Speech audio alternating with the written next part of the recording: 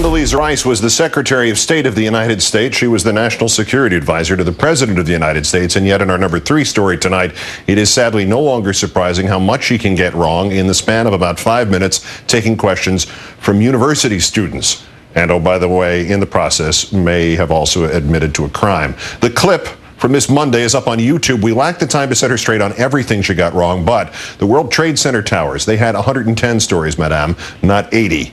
But we will take on 2 narratives she tried to advance from historic to present day. First, in justifying what she will not call torture, Ms. Rice appeared to suggest that al-Qaeda was the greatest threat the United States of America has ever faced.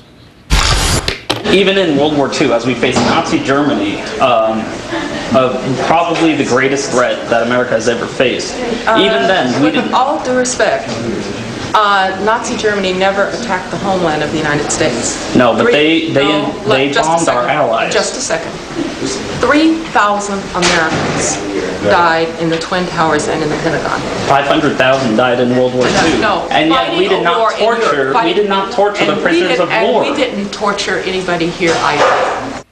Forget that Germany's ally did attack the homeland and that the Nazis overran Europe and much of Asia and had an unquestioned program to develop actual nuclear weapons and the intercontinental missiles that would drop them on this country, and were doing so as early as 1943.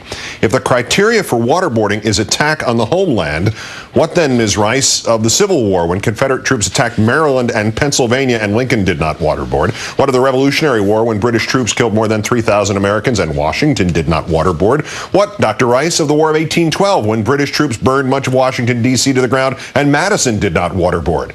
But Ms. Rice heard her case even more rhetorically by invoking kind of Nixonian defense, the one that went, if the president does it, it's not illegal, and legally by admitting, as Nixon's White House counsel will momentarily explain, to a crime in conveying Mr. Bush's authorization thereof. Is waterboarding torture? The president instructed us that nothing we would do would be outside of our obligations, legal obligations, under the Convention Against Torture. So that's, and by the way, I didn't authorize anything. I conveyed the authorization of the administration to the agency. And so, by definition, if it was authorized by the president, it did not violate our obligations under the Convention Against Torture. Returning to our program once again, former Nixon White House counsel John Dean, also, of course, author of Broken Government and Worse Than Watergate. Welcome back, sir. Thank you, Keith. Can you explain what Dr. Rice just probably unintentionally admitted to there? Well, it's quite surprising. She clearly admitted she's not an attorney because she wouldn't have made the statement she made. She tried to say she hadn't authorized anything. Then she proceeded to say that she had indeed passed orders along to the CIA to engage in torture if it was legal by the standard of the Department of Justice. This really puts her right in the middle of a common plan, as it's known in international law, or a conspiracy, as it's known in American law. And this indeed is a crime if it indeed happened the way we think it did happen. Was this more the Nixon-Frost defense, or was she trying to say that President Bush only authorized methods that were already legal, and since that included waterboarding, therefore working backwards, waterboarding must have been legal?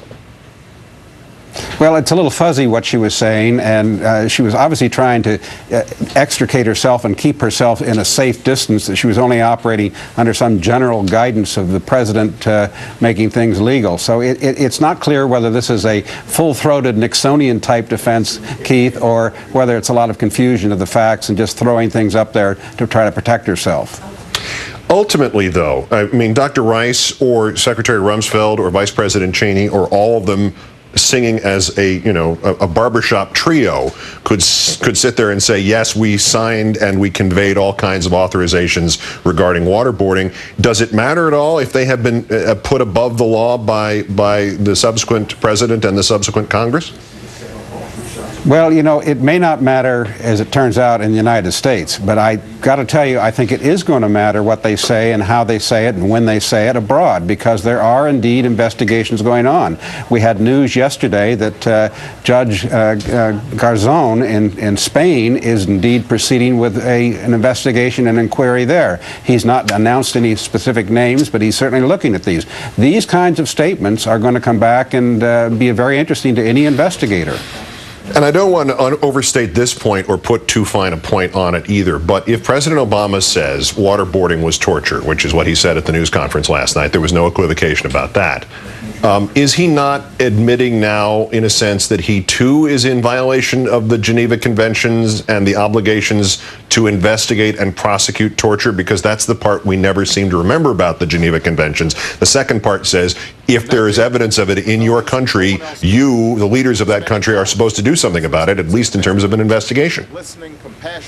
That's very true, Keith, and indeed he is indeed in violation if the United States does not undertake investigation of this or ultimately prosecution if that's necessary. It's not only the Geneva Convention, the Convention Against Torture also requires this. There are no exceptions with torture. There are no real things like torture light. The world community, I think, is going to hold the United States responsible, and if we don't proceed, somebody is going to proceed.